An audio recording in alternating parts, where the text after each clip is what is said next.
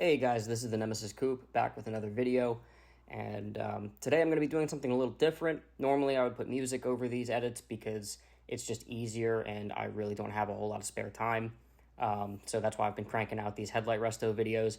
But I'm going to go into what I'm doing. So basically I'm using degreaser to wet sand the headlights, and by wet sanding I'm using the degreasers obviously instead of water.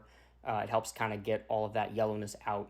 And then I'm using 1,000 grit, 2,000 grit, and then 3,000 grit sandpaper to sand them. And then I go over it with 105 cutting compound on the buffer with a cutting pad. And then I go back over it with with 205 polishing compound with a polishing pad.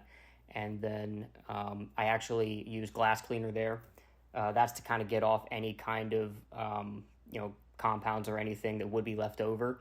And then I seal them up with 3M clear coat, which are the little wipes basically. Instead of spraying on, getting overspray all over the bumper and all over the hood and the fenders, I like to use these wipes, and they turn out great. They last a pretty long time. Normally headlight restos, I mean, depending on which method you use, sometimes they don't last that long, but this seems to have been the proven method for me.